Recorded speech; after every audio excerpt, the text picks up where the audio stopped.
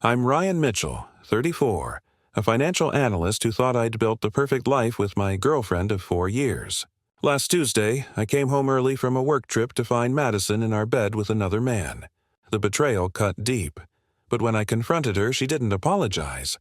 She grabbed a hammer and went straight for my car, screaming that if she couldn't have me, she'd destroy everything I cared about.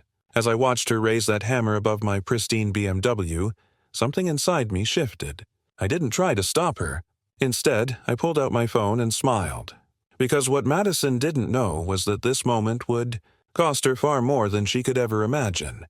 And I was about to make sure she paid every single penny. If you've ever felt the sting of betrayal turn into the fire of justice, you'll want to hear how this ends.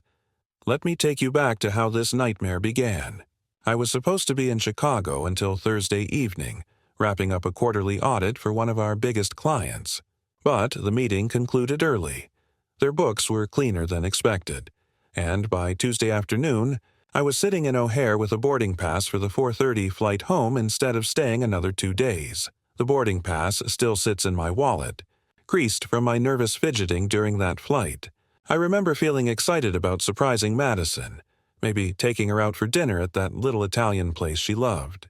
We'd been together 4 years, living together for 2, and I thought we were building something real, something lasting. The Uber dropped me off at our apartment complex around 7:30. The sun was setting, casting long shadows across the parking lot where my BMW sat gleaming under the streetlights. I'd worked overtime for 3 months to afford that car, a symbol of everything I'd achieved in my career, everything I was building for our future together. Walking up the stairs to our second-floor unit, I noticed the blinds were drawn tight. Strange, since Madison usually kept them open during the evening to catch the last bit of natural light. My key turned smoothly in the lock and I stepped inside, calling out her name. Madison! Hey babe, I'm home early, Slants. Then I heard it. A low murmur from the bedroom, followed by what sounded like muffled laughter. My heart began to race, but not with excitement anymore. Something felt wrong. The air in the apartment felt different, charged with an energy that made my skin crawl. I set my suitcase down carefully, my analytical mind already cataloging details. Madison's purse on the kitchen counter, but also a leather jacket I didn't recognize draped over our dining chair. Men's shoes by the door. Expensive ones, not the kind Madison could afford on her inconsistent freelance income. The sounds from the bedroom grew clearer as I moved down the hallway. My chest tightened with each step. Part of me wanted to turn around, walk right back out, and pretend I'd never come home early. But I've always been someone who needs to know the truth, no matter how much it might hurt. The bedroom door was slightly ajar.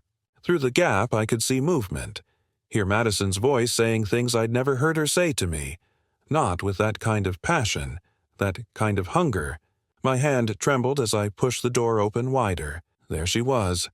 Madison, the woman I'd been planning to propose to next month, the woman I'd supported through job changes and family drama, the woman who'd cried in my arms about her trust issues from past relationships. She was with him, completely lost in a moment that shattered everything I thought I knew about us, about her, about myself. They didn't notice me at first. I stood there for what felt like an eternity but was probably only 30 seconds, watching my entire world crumble. When Madison finally saw me, her face went white, but there wasn't shame in her eyes. There was anger, as if I was the one who had done something wrong by coming home to my own apartment. Standing in that doorway, watching my world collapse, my mind somehow drifted to our lease agreement. The document we'd signed together 18 months ago. Both our names printed in black ink, both of us promising to share this space, this life, this future. The lease sat in our filing cabinet just 10 feet away, a legal contract that suddenly felt like evidence of the biggest mistake I'd ever made. Madison and I met at a coffee shop near my office in downtown Portland. She was a freelance graphic designer, working on her laptop while I grabbed my usual morning Americano. Her screen displayed this beautiful logo design, clean lines, sophisticated color palette, and I complimented her work. She lit up when she talked about design, her passion infectious. We talked for 20 minutes and I was smitten. Those first months were magical. Madison was creative where I was analytical, spontaneous where I was planned, artistic where I was practical. She brought color into my very structured life, and I brought stability into her chaotic world.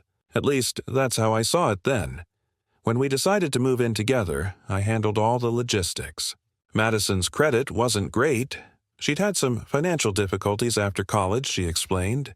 So I signed the lease, put down the security deposit, handled the utilities setup. It made sense at the time. I had the steady income, the savings, the established credit history. "You're so good at this stuff," she'd said, watching me organize our shared files.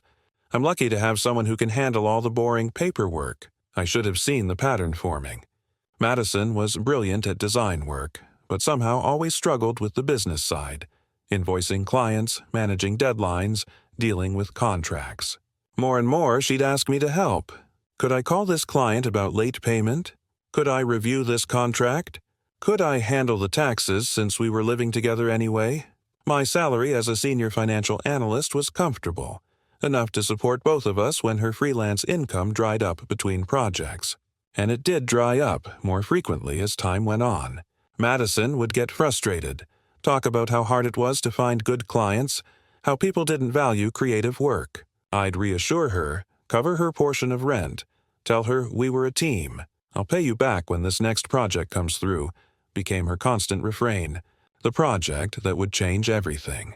The client who would finally recognize her talent. The opportunity that was always just around the corner. I enabled it all. When she needed new design software, I bought it. When her laptop crashed, I replaced it. When she wanted to take that expensive online course to upgrade her skills, I paid the $1,200 fee. I told myself I was investing in our future, supporting her dreams. Looking back now, I can see how gradually she'd shifted from contributing partner to dependent. How my desire to be supportive had slowly transformed into financial caretaking. How she'd learned that tears and frustration would open my wallet faster than any business. A plan. The lease agreement represented more than shared housing.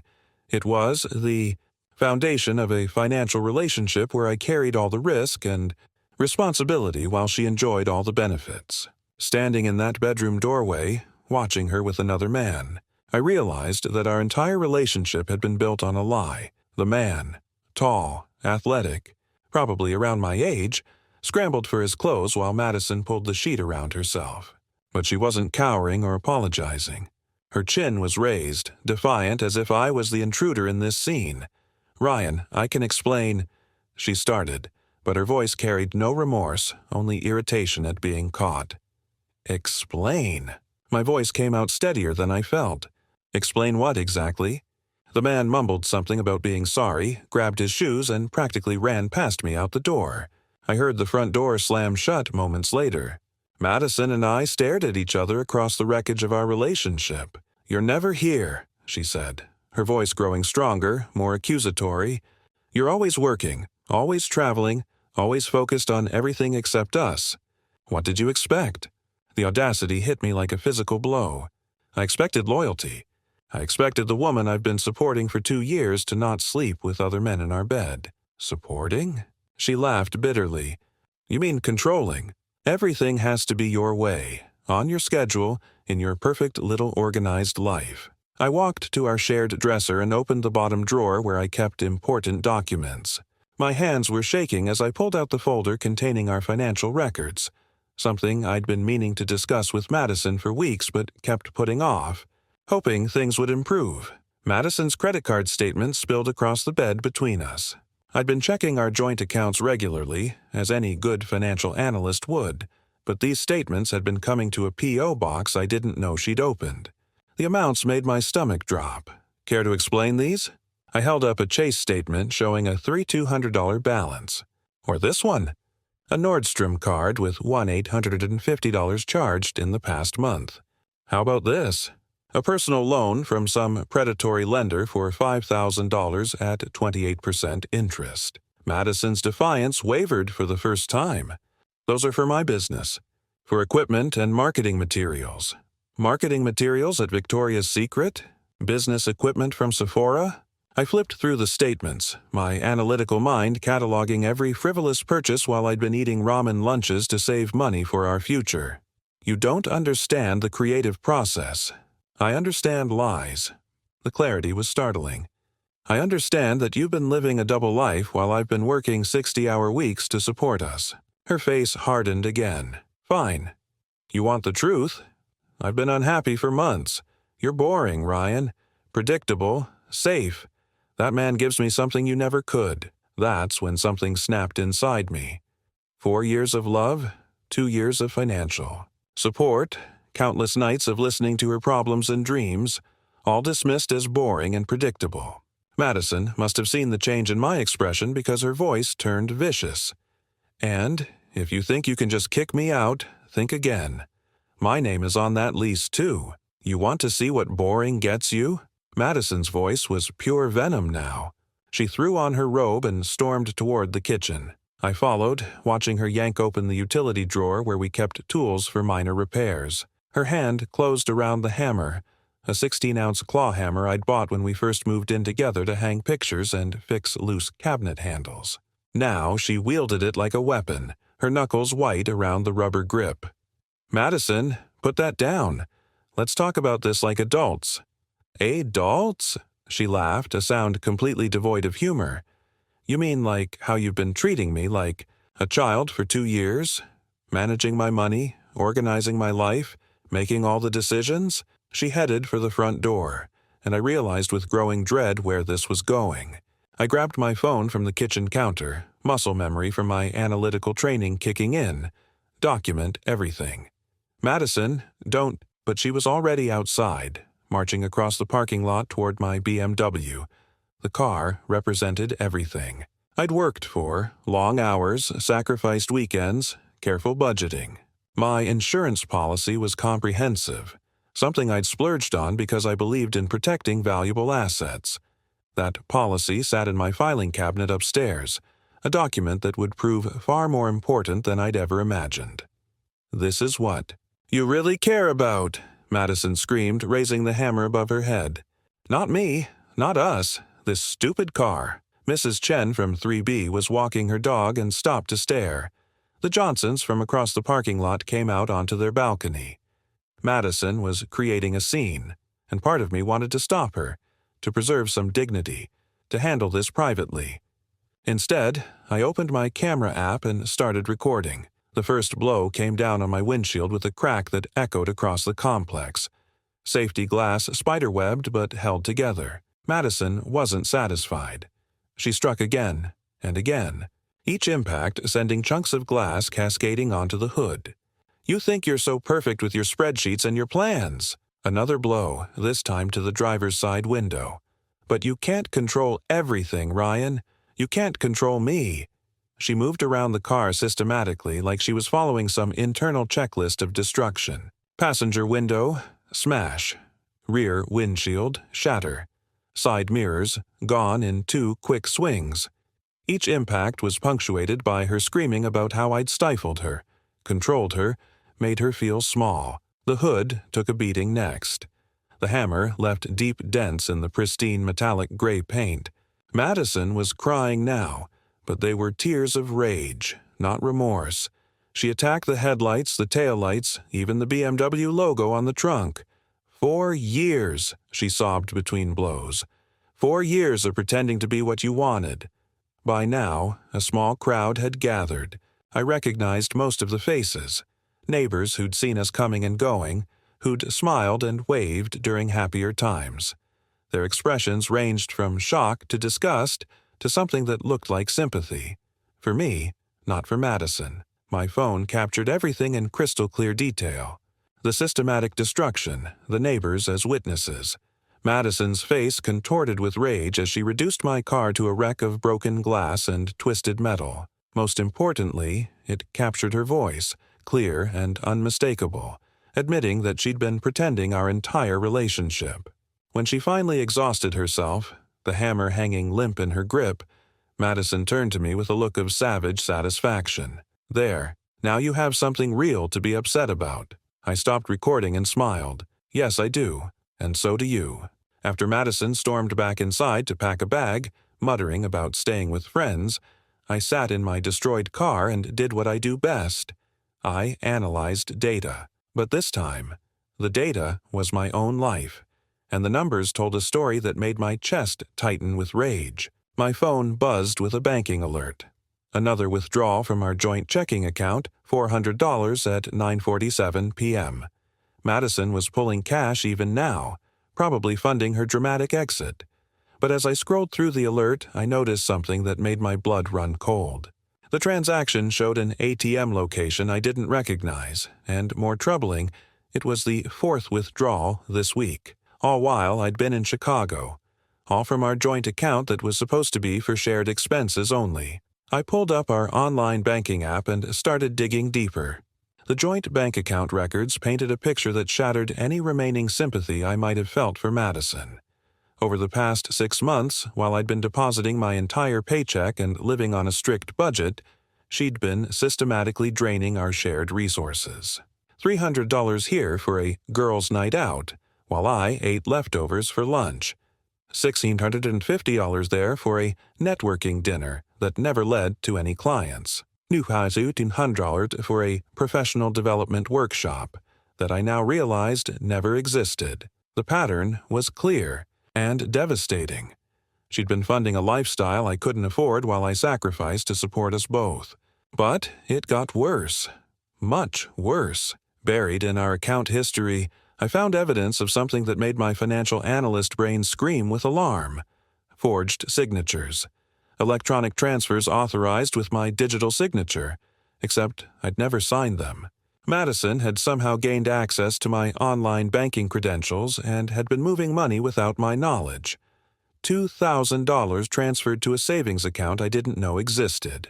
$2,500 sent to something called Creative Ventures LLC, which a quick Google search revealed was a business entity Madison had created without telling me. She hadn't just been unfaithful.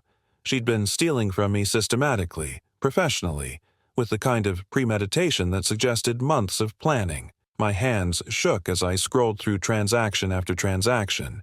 Cash advances on credit cards linked to our joint account. Automatic payments to services I'd never heard of. Even a $800 payment to something called Relationship Coaching Solutions.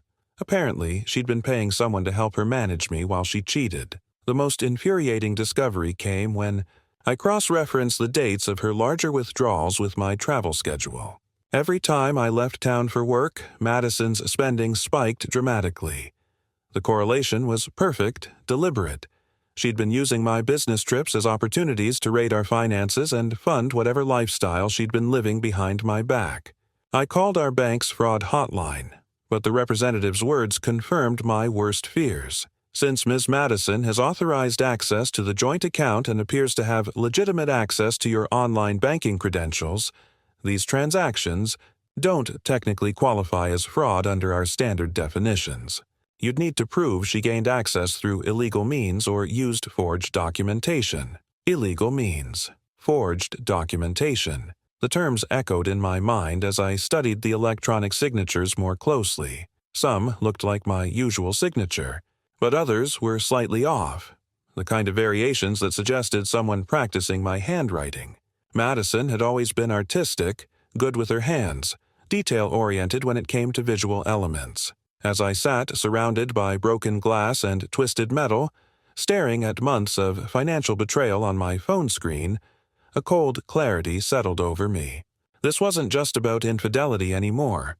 This was about identity theft, financial fraud, and systematic deception. Madison had turned our relationship into a criminal enterprise, with me as the unwitting victim. The banking records would become crucial evidence, but right now they served a more immediate purpose. They transformed my heartbreak into something sharper, more focused. Madison had made this about money, had weaponized our shared financial life against me. Now she was going to learn exactly what happened when you tried to financially manipulate a professional financial analyst who knew how to follow every paper trail to its conclusion. The next morning, I called my college roommate Jake, who'd gone on to become a criminal defense attorney in Portland. We'd stayed close over the years, and he'd handled some legal questions for me during property purchases. But this was different. This was personal. "Ryan, you sound terrible. What's going on?" I laid out everything. The affair, the car destruction, the financial fraud I'd uncovered. Jake listened without interruption, and I could practically hear him taking notes. "First things first," he said when I finished. "Please tell me you recorded the car destruction. Every second of it. High definition, clear audio, multiple angles as I followed her around the car. Good man. Now, about this security camera footage you mentioned.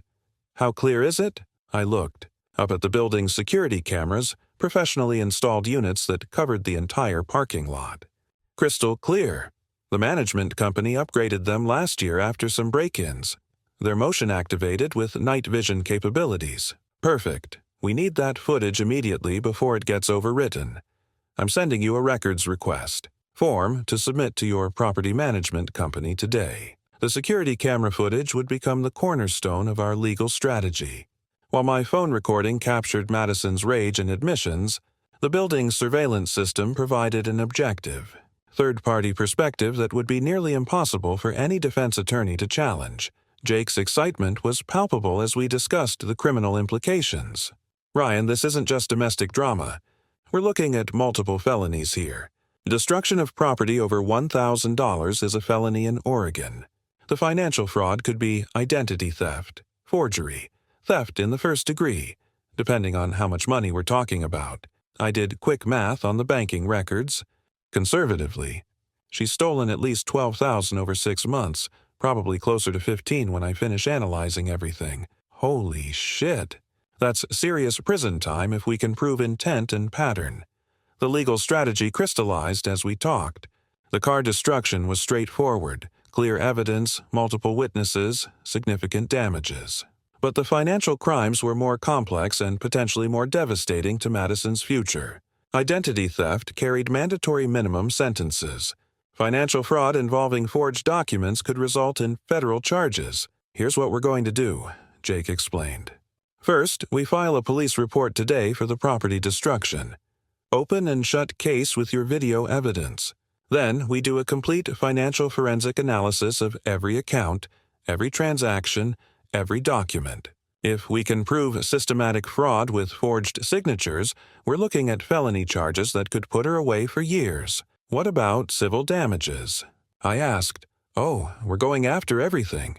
Replacement value of the car, punitive damages for emotional distress, restitution for the stolen funds, legal fees, and anything else we can justify. If she's been systematically defrauding you, we can argue for triple damages under Oregon's racketeering statutes. The security footage would prove Madison's destructive intent and violent tendencies. Combined with the financial evidence, it painted a picture of someone capable of calculated, long-term criminal behavior. This wasn't a moment of passion. It was the culmination of months of planned deception. "Jake," I said, staring at the footage request form on my computer screen, "make sure she pays for everything. Every lie, every theft, every moment she made me feel like I was the problem." "Trust me," he replied grimly. "She will." The insurance adjuster arrived at 10 a.m. sharp. A no-nonsense woman named Patricia who'd clearly seen her share of automotive disasters. She walked around my destroyed BMW with the practiced eye of someone who documented tragedy for a living, taking photographs from every angle while making notes on her tablet. "In 22 years of doing this job," Patricia said, crouching to examine the systematically shattered windows, "I've never seen vandalism quite this thorough. Usually it's random damage, maybe 1 or 2 windows. This looks like someone had a very specific plan." She was right. Looking at the destruction in daylight, Madison's rage had followed a deliberate pattern. Every window destroyed, every panel dented, even the tires slashed with what must have been a separate knife. The damage assessment report Patricia was creating would become a crucial piece of evidence, not just for insurance purposes, but for the criminal case. "The good news," Patricia continued, photographing the crushed headlights, "is that you have comprehensive coverage with vandalism protection. The bad news is that this vehicle is almost certainly a total loss." My stomach dropped. "Total loss?" "The damage exceeds 75% of the vehicle's current market value. New windshield, all side windows, both mirrors, hood replacement, paintwork, new tires, headlight and taillight assemblies, possible frame damage from the hammer impacts. We're looking at minimum $15,000 in repairs on a car worth $18,000. $15,000. Madison's moment of rage had cost more than many people made in 6 months. The professional documentation Patricia was creating showed damages that would qualify as felony destruction of property in Oregon. Any damage over $1,000 automatically elevated the charges. Now, the interesting part, Patricia said, pulling up photos on her tablet. See these impact patterns? This wasn't random vandalism. Someone took their time, worked systematically around the vehicle. Combined with your security footage, this establishes clear intent for maximum damage. I watched her work, documenting every dent, every scratch, every piece of broken glass. Her damage assessment would become an official court document, signed and notarized, carrying the weight of professional expertise that no defense attorney could easily dismiss. "Who did this?" she asked, though her tone suggested she already suspected. "My girlfriend. Ex-girlfriend now. I caught her cheating and she snapped." Patricia shook her head. "I've seen plenty of domestic situations, but this level of destruction suggests serious anger management issues. Have you filed a police report?" "This afternoon." "Good, because this documentation will support criminal charges. Deliberate, systematic destruction of property worth $15,000? That's serious felony territory." She handed me a preliminary estimate printed from her mobile unit. The numbers were staggering. $14,847 in documented damage, with final costs potentially reaching $16,000 once they examined possible frame damage at the body shop. "Your insurance will cover replacement value minus your deductible," Patricia explained. "But I'd recommend pursuing full restitution through the courts. Make the person responsible pay for this destruction." As she drove away, I held the damage assessment report in my hands. 7 pages of detailed documentation, photographs, and professional estimates. This wasn't just an insurance document anymore. It was evidence of Madison's crime, proof of her systematic destruction of my property, and justification for every legal action I was about to take. $15,000 in damage. Madison had no idea what she'd just cost herself. That evening, I spread every financial document I could find across my dining room table. Bank statements, credit card bills, loan applications, and insurance forms created a paper trail that would have impressed my most demanding audit clients.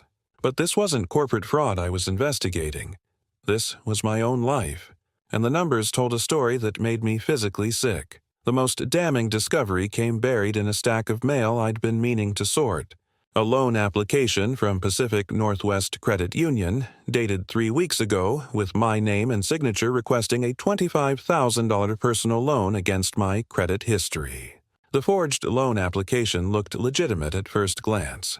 Madison had always been talented with visual details, but she'd made crucial mistakes.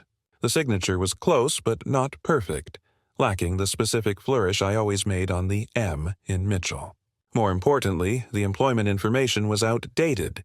She'd listed my previous position from 2 years ago, before my promotion to senior analyst. The income figure was wrong, too, inflated by about 15% in what I assumed was her attempt to ensure approval. I called Pacific Northwest immediately. Their fraud department confirmed what I suspected. The application had been submitted online using my Social Security number and employment details, but there were red flags in their system. The IP address traced to our apartment complex, but the timing coincided with one of my business trips. The loan had been rejected due to inconsistent employment verification, but Madison wouldn't have known. The rejection letter had never reached me. This meant she'd tried to steal $25,000 from a credit union using my identity while I was out of town working to support us both. My hands shook as I continued. Through the documents, 3 more credit card applications, all using my information, all submitted during my business trips. 2 had been approved. Cards I'd never seen, but that were undoubtedly being delivered to that P.O. box she'd opened without telling me. The phone records were equally damning.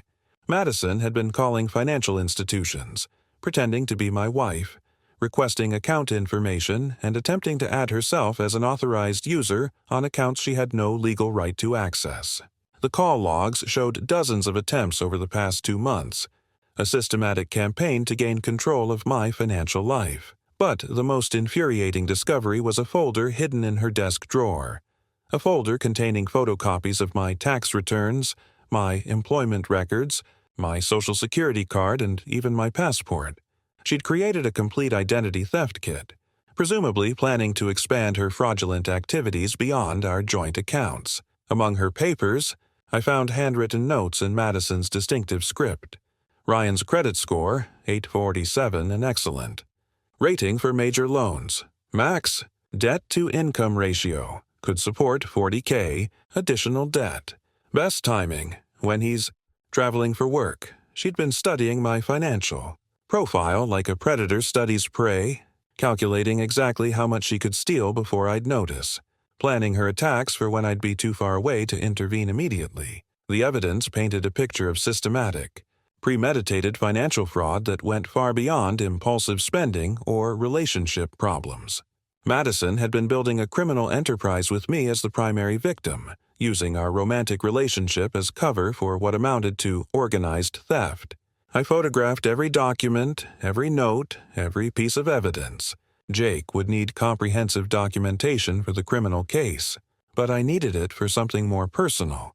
I needed proof that the woman I'd loved had been systematically destroying my life while I slept beside her, trusting her, supporting her, believing in our future together. The forged loan application alone carried a potential sentence of up to 5 years in federal prison. Combined with the identity theft, the financial fraud, and the property destruction, Madison was looking at serious consequences that would follow her for the rest of her life. The call came from my property manager, David, at 7:30 a.m. the next morning. His usually friendly voice was strained and professional. "Ryan, I need to discuss a serious lease violation that occurred on your property yesterday evening. Can you come to the office this morning?" I'd been expecting this conversation.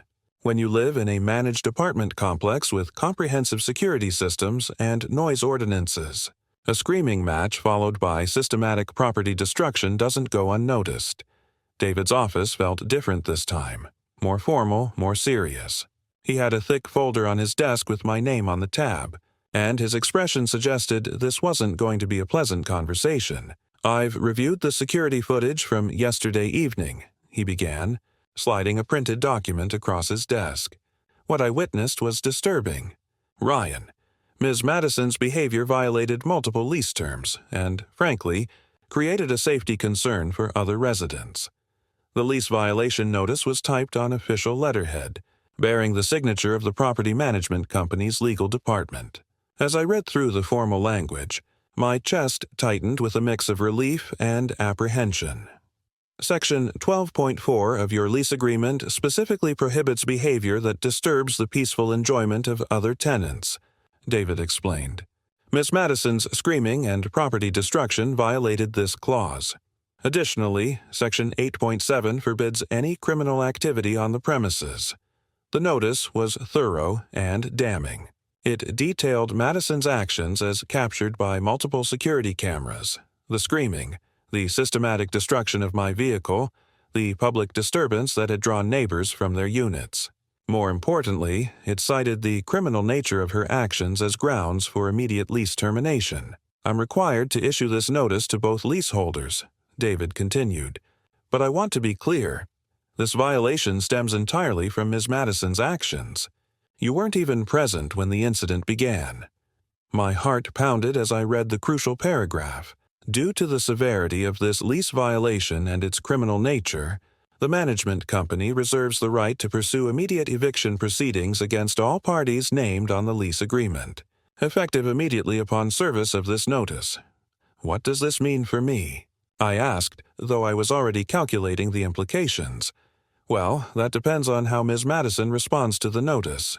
If she contests it or refuses to vacate voluntarily, we'll have to pursue formal eviction proceedings against both of you since you're joint lessees. However, David's expression softened slightly. If she chooses to remove herself from the lease agreement voluntarily, we'd be willing to work with you to continue your tenancy. The lease violation notice was more than a property management formality. It was legal leverage. Madison's moment of rage had put her housing situation in immediate jeopardy. As someone whose income had been sporadic at best, losing access to our apartment would force her into a desperate financial position. "Has she been served with this notice yet?" I asked. "She will be within the hour. And Ryan? I'm sorry you're dealing with this situation. In 15 years of property management, I've rarely seen behavior this destructive from a tenant." Madison was about to discover that actions have consequences. Starting with homelessness. The Portland Police Bureau's East Precinct was busier than I'd expected for a Thursday afternoon. I sat in Detective Sarah Chen's office, watching her review my evidence with the methodical attention of someone who'd seen enough domestic situations to recognize when they crossed into serious criminal territory. "Mr. Mitchell, I have to say, this is one of the most well-documented cases I've handled this year." Detective Chen looked up from the police report filing I'd brought. "Video evidence, witness statements, financial records, insurance documentation. You've essentially built our case for us." The police report represented the formal beginning of Madison's legal nightmare. Every detail was recorded in official language that would become part of the permanent criminal record. The systematic destruction of property valued at over $15,000, the public disturbance, the evidence of ongoing financial fraud. "Now, regarding the financial crimes," Detective Chen continued, "this gets complicated. The property destruction is straightforward. Oregon Revised Statute 164.365, criminal mischief in the first degree, because the damage exceeds $1,000. That's a Class C felony with potential prison time." My pulse quickened. "Prison time?" "Up to 5 years, though first-time offenders usually see probation and restitution if they cooperate." "But the financial fraud, that's federal territory. Identity theft, forged loan applications, unauthorized use of someone's financial information, these carry mandatory minimum sentences." She pulled out a thick manual and flipped to a marked section. "Oregon also has an aggravated identity theft statute. If we can prove she used your personal information to commit other crimes, it adds consecutive sentencing. No plea bargains, no reduced charges." The detective's enthusiasm was both reassuring and unsettling. "We'll coordinate with the federal prosecutor's office on the identity theft charges. The loan application fraud alone could result in wire fraud charges since it involved electronic transmission of false information to financial institutions." I signed the formal complaint, my hand steady despite the gravity of what I was setting in motion. Madison's name would now be entered into the criminal justice system, her fingerprints and photograph added to law enforcement databases, her future permanently altered by her own choices. "One more thing," Detective Chen added as I prepared to leave. "Given the systematic nature of the financial crimes and the violent destruction of property, we'll be recommending no contact orders as part of any bail conditions. Ms. Madison won't be able to contact you directly or indirectly once she's arrested. When will that happen?" "We'll issue the warrant tomorrow morning. She'll likely be arrested within 48 hours. As I walked out of the police station, I felt the weight of irreversible consequences settling around Madison's future. The police report filing was now part of the official record, beginning a legal process that would follow her for years regardless of the final outcome. She'd wanted to destroy something I valued. Now she'd discover what it felt like to watch her own life crumble under the weight of her choices. Jake's law office occupied the 15th floor of a downtown Portland high-rise, with floor-to-ceiling windows overlooking the Willamette River. But I wasn't there to admire the view. I was there to ensure Madison paid for every dollar of damage she'd caused, plus interest, plus pain and suffering, plus anything else Oregon law would allow. "The criminal case is the prosecution's responsibility now," Jake explained, spreading documents across his conference table. "But the civil lawsuit? That's where we make her pay." Literally. The civil court filing he'd prepared was a thing of beauty, 23 pages of legal, precision that detailed every aspect of Madison's betrayal and its financial impact. The document would become public record once filed, meaning anyone could search Madison's name and find a comprehensive account of her crimes. "We're seeking damages under multiple theories," Jake continued, pointing to specific sections. "Direct property damage for the car destruction, restitution for the stolen funds, punitive damages for the systematic financial fraud. and emotional distress damages for the betrayal and identity theft. I studied the numbers. $15,947 for car replacement value, $2,400 in documented stolen funds, $8,000 in legal fees and costs, plus $25,000 in punitive damages. The total demand was $61,247, more than twice Madison's annual income from her sporadic freelance work. Can she actually pay this? I asked. Jake's smile was predatory. That's her problem, not ours. Oregon allows wage garnishment up to 25% of disposable income. We can freeze bank accounts, place liens on any property she acquires, even garnish tax refunds. These judgments don't go away, Ryan. They follow her for decades. The lawsuit detailed Madison's financial crimes with forensic precision. Every forged signature, every unauthorized transaction, every lie she'd told about her spending was documented with supporting evidence. The civil filing painted a picture of systematic financial abuse that went far beyond a simple relationship dispute. Here's the beautiful part, Jake explained, flipping to a highlighted section. Under Oregon's Unlawful Trade Practices Act, we can request treble damages for fraudulent conduct. If the judge agrees that her identity theft constituted fraudulent business practices, every dollar she stole gets multiplied by 3. Treble damages would push the financial penalty to over $90,000, an amount that would financially devastate Madison for years to come. What about her ability to defend herself? I asked. She can't afford an attorney. Public defenders handle criminal cases, not civil lawsuits. She'll either have to represent herself or find a lawyer willing to work on contingency, which won't happen given the strength of our evidence and her inability to pay. The civil court filing was more than a lawsuit. It was financial warfare designed to ensure Madison faced consequences that extended far beyond any criminal sentence. Even if she avoided prison time, the civil judgment would follow her for decades, garnishing wages, freezing assets, and destroying her credit. We file this tomorrow, Jake said, gathering the documents. Service of process happens within 72 hours. Once Madison realizes she's facing potential bankruptcy in addition to criminal charges, she might become more cooperative about negotiating a settlement. I signed the authorization forms, officially launching a civil war against the woman who'd systematically betrayed me. The filing fee was $350, a small price to ensure Madison paid thousands for her crimes. Jake, I said as we shook hands, make sure she understands that this could have all been avoided if she'd just been honest. Oh, she'll understand that lesson very clearly. The call came from Jake at 8:15 a.m. on Monday morning, his voice carrying barely contained excitement. Ryan, we hit the jackpot. Judge Morrison granted our emergency motion for asset preservation. Madison's accounts are frozen as of 30 minutes ago. I nearly dropped my coffee. All of them? Every account we could identify, plus a broad order covering any assets she might try to hide. The court-ordered asset freeze is comprehensive. Bank accounts, investment accounts, even that PayPal account she used for her freelance payments. The legal document Jake emailed me was only 3 pages long, but its impact on Madison's life would be devastating. The Multnomah County Circuit Court had issued a temporary restraining order freezing all of Madison's financial assets pending resolution of our civil lawsuit. How did you get the judge to agree to this? I asked, scanning the official court seal and signature. The evidence of systematic financial fraud was too compelling to ignore. When someone has a documented history of moving money illegally and hiding assets, judges tend to act quickly to prevent further financial crimes.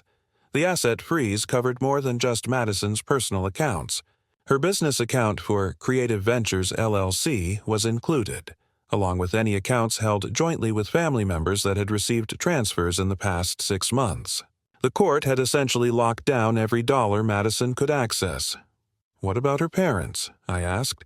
Madison had always been close to her family, and I suspected she'd been moving money to them for safekeeping. That's where it gets interesting, Jake replied. The bank records show 3 large transfers to her mother's account over the past month, $2,800, $900, and $3,200. Since these transfers occurred after Madison's systematic fraud began, The court included them in the freeze order. I felt a momentary pang of sympathy for Madison's parents. They were decent people who'd raised a daughter whose criminal behavior was now affecting their own finances. But sympathy didn't erase the fact that their daughter had stolen from me, and any money in their accounts might rightfully belong to me. The beautiful thing about asset freezes, Jake explained, it's that they're immediate and comprehensive. Madison can't access her money, can't pay for legal representation, can't even cover basic living expenses without court approval. Every transaction has to be justified and approved by a judge. The freeze order included a provision requiring Madison to disclose all financial accounts, assets, and recent transfers within 48 hours. Failure to comply would result in contempt of court charges, additional criminal penalties on top of everything else she was facing. How long does the freeze last? I asked. Until the civil case is resolved, which could be months or years if she tries to fight it. And Ryan?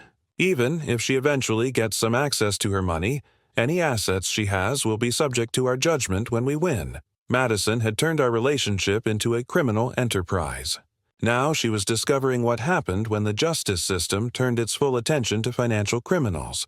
They found themselves financially destroyed, legally isolated, and completely powerless to escape the consequences of their choices. Madison's mother called me directly on Tuesday evening, her voice shaking with a mixture of anger and desperation that I'd never heard from the woman who'd welcomed me into their family for 4 years. "Ryan, you have to call off your lawyers.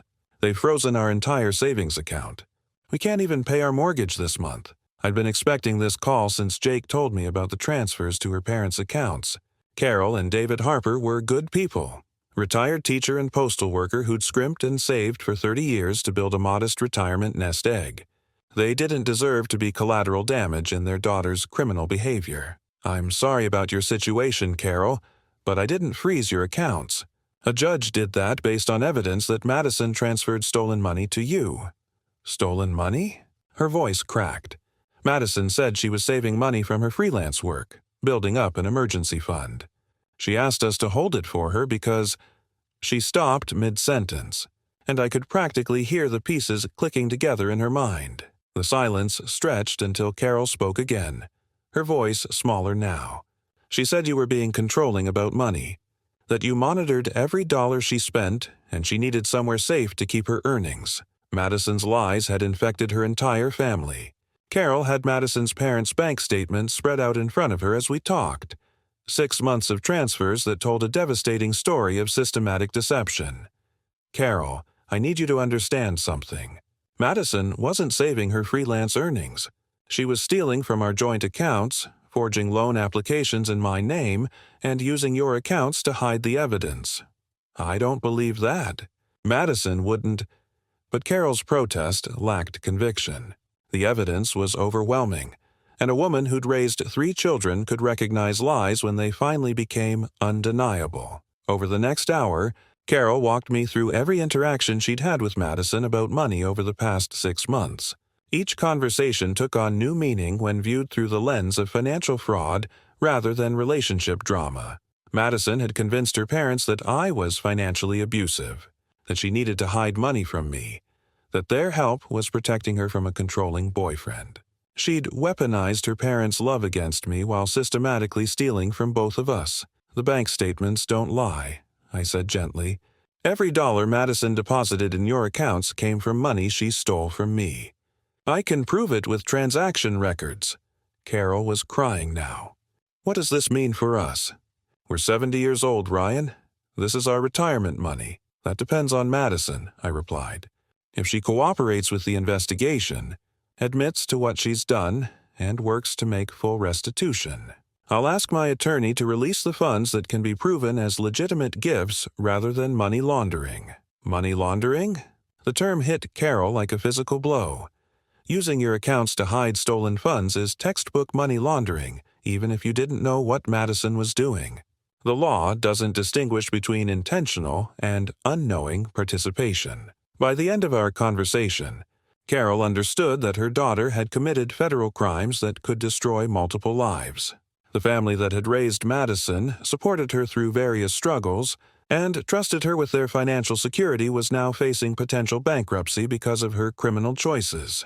"Carol," I said before hanging up, "Madison needs to understand that her actions have consequences for everyone who trusted her, including the people who love her most." The Harper family's financial devastation was just beginning, and Madison alone held the power to stop it by telling the truth and accepting responsibility for her crimes. The settlement offer arrived by certified mail on a Thursday afternoon, delivered by a nervous-looking process server who clearly understood the gravity of legal documents that could determine someone's financial future. Madison's public defender had finally convinced her that fighting both criminal charges and a civil lawsuit simultaneously was a losing strategy. Jake and I reviewed the document in his office, the late afternoon sun casting long shadows across the conference table where Madison's desperate attempt at damage control was spread out in official legal language. "She's offering 40%, Jake said, pointing to the key paragraph. $24,000 in exchange for dropping the civil lawsuit and agreeing not to pursue additional damages. The settlement offer document was professionally prepared despite coming from an overworked public defender's office. It acknowledged Madison's responsibility for the car destruction and certain financial irregularities while carefully avoiding language that would constitute a criminal confession. "What about the stolen money she can't account for?" I asked. "She's claiming she spent it on legitimate business expenses and personal necessities during your relationship. No documentation, of course, because the money went to fund her lifestyle and probably her affair." I studied the terms carefully. Madison would pay $24,000 in monthly installments of $400 over 5 years, assuming she could find stable employment and avoid prison time. The offer included a clause requiring her to maintain employment and provide monthly income verification. "This is insulting," I said. "She's offering to pay back less than half of what she stole, with no interest, no penalties for the identity theft, no compensation for the emotional distress she's caused." "Agreed. But consider her position. She's facing potential prison time. Her assets are frozen. Her family's finances are tied up because of her actions, and she has no way to pay for competent legal representation. This might be the best offer we see." Jake leaned back in his chair, studying the settlement terms. "The question is whether you want guaranteed partial recovery now or the risk of full recovery later. If she goes to prison, collecting our judgment becomes much more difficult." I thought about Madison's employment history: sporadic freelance work, no stable income, no assets beyond what we'd already frozen. Even if we won a judgment for the full amount, garnishing wages from someone who barely worked would take decades. "What's your professional recommendation?" I asked. "Counter-offer. We want $60,000. Full restitution plus reasonable damages. Monthly payments of $800 for 7 years.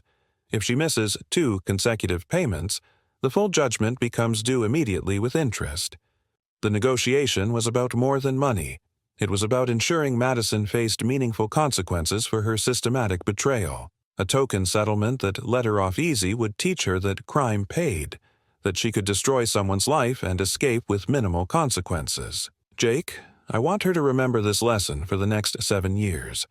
Every month when she writes that check, I want her to think about what she did and what it cost her." "The beauty of a structured settlement," Jake replied, "is that it creates long-term accountability. 7 years of monthly reminders that actions have consequences." The settlement offer represented Madison's first acknowledgement that she'd destroyed more than just my car. She'd demolished trust, financial security, and any future we might have had together. Now she wanted to buy her way out of responsibility at a discount rate. The Multnomah County Courthouse felt different on Judgment Day. More serious, more final. I sat in the gallery watching Judge Morrison review our evidence one last time before delivering her ruling. Madison sat at the defendant's table with her overworked public defender, looking smaller and more defeated than I'd ever seen her. The final judgment document that Judge Morrison signed that morning would become the most important piece of paper in Madison's life for years to come. 23 pages of legal findings that established her guilt, quantified her crimes, and determined her financial future. "Ms. Harper," Judge Morrison began, her voice carrying the weight of judicial authority, The evidence presented in this case demonstrates a pattern of systematic financial fraud, identity theft, and malicious destruction of property that goes far beyond typical relationship disputes. Madison stared at her hands as the judge continued. The court finds that defendant's actions were deliberate, premeditated, and designed to cause maximum financial harm to the plaintiff while enriching herself through criminal means. The criminal conviction came first: guilty pleas to criminal mischief in the first degree, identity theft, and financial fraud. Madison had finally accepted Jake's advice to plead guilty in exchange for a reduced sentence: 2 years probation, 200 hours of community service, and mandatory restitution. But the civil judgment was where Madison's financial reckoning truly began. The court awards plaintiff Ryan Mitchell damages in the amount of $45,200, Judge Morrison announced. This includes full restitution for stolen funds, replacement value for destroyed property, legal costs, and punitive damages for the defendant's fraudulent conduct. $45,000, triple what Madison had initially offered in her desperate settlement attempt. The judgment included provisions for wage garnishment, asset seizure, and interest accumulation if payments fell behind schedule. Additionally, the judge continued, defendant is ordered to pay ongoing restitution at a rate of $750 per month until the full judgment is satisfied. Failure to maintain these payments will result in immediate collection actions and potential contempt of court charges. Madison's public defender had warned her about this outcome, but hearing the final numbers seemed to hit her like a physical blow. At $750 per month, she'd be paying me for the next 6 years, assuming she could find and maintain stable employment while on probation. Judge Morrison's final words carried particular weight. Ms. Harper, your actions demonstrate a concerning pattern of financial predation that destroyed the trust and security of someone who supported you for years. This judgment reflects not only the financial harm you caused, but society's condemnation of systematic financial abuse disguised as relationship difficulties. The final judgment document represented complete vindication, legal proof that Madison had committed serious crimes, official recognition of the financial and emotional damage she'd caused, and a court-ordered guarantee that she would pay meaningful consequences for years to come. As we left the courthouse, Jake handed me a certified copy of the judgment. This document is worth $45,000, he said with satisfaction, and it's enforceable in any state where Madison might try to hide. Madison had destroyed my car in a moment of rage. The legal system had just destroyed her financial future for the next 6 years. 3 months after the judgment, I stood in the BMW dealership holding something I'd never expected to see again: new car keys that represented more than just transportation. They symbolized restoration, justice, and the beginning of a life rebuilt on firmer ground. Mr. Mitchell, your insurance settlement covered the full replacement value, the sales manager explained as we completed the paperwork. The 2024 model has upgraded safety features and better warranty coverage than your previous vehicle. The keys felt substantial in my palm, sleek metal and electronic precision that would unlock not just a car, but a future free from Madison's destructive influence. I'd chosen the same model in the same color, a deliberate choice to reclaim what she'd tried to destroy rather than let her actions change my preferences. My phone buzzed with a notification from the court's payment processing system. Madison had made her third monthly restitution payment, $750 deposited automatically from her wages at a local marketing firm where she'd finally found steady employment. The money meant less than the accountability it represented. Madison's community service assignment had placed her at a women's shelter, helping other victims of financial abuse. The irony wasn't lost on me. The woman who'd financially abused me was now required to help victims of similar crimes. Perhaps it would teach her empathy she'd lacked during our relationship. Jake had texted me updates on Madison's compliance with her probation terms: regular employment, monthly payment schedule maintained, no contact violations. She was learning to live within the legal boundaries her choices had created. I'd started dating again, carefully with the hard-earned wisdom that comes from having your trust systematically betrayed. Sarah was a forensic accountant who understood financial crimes from a professional perspective. Our first conversation had been about red flags in relationships, the warning signs I'd ignored with Madison. The most dangerous financial abusers, Sarah had explained over dinner, are the ones who make you feel guilty for protecting yourself. They weaponize love and trust to access resources they haven't earned. Moving forward required more than just replacing damaged property. It demanded rebuilding my ability to trust while maintaining appropriate safeguards. I'd opened individual accounts that no future partner would access, established credit monitoring to prevent identity theft, and learned to recognize manipulation tactics that had been invisible to me before. The new BMW handled beautifully, its engine purring with the reliability that comes from German engineering and comprehensive warranties. As I drove home from the dealership, I passed the parking lot where Madison had destroyed my previous car in her rage. The broken glass had been swept away long ago, but the security cameras that had captured her crimes still watched over the complex. Sometimes consequences take time to unfold, but they're worth waiting for when justice finally arrives. Madison had tried to destroy something I valued. Instead, she taught me to value myself enough to demand accountability from those who claimed to love me. 6 months after the judgment, an unexpected letter arrived in my mailbox. Not from Madison, but from the Oregon Coalition Against Financial Abuse. The thank you letter from their victims advocate coordinator was handwritten on official letterhead, acknowledging something I hadn't expected my story to become. Dear Mr. Mitchell, the letter began. Your willingness to pursue full legal accountability for financial crimes has inspired 3 other victims to come forward with their own cases of systematic financial abuse. Your courage to document, prosecute, and see justice through to completion demonstrates that these crimes have real consequences. I'd shared my story at Jake's suggestion during a legal conference about financial crimes in relationships.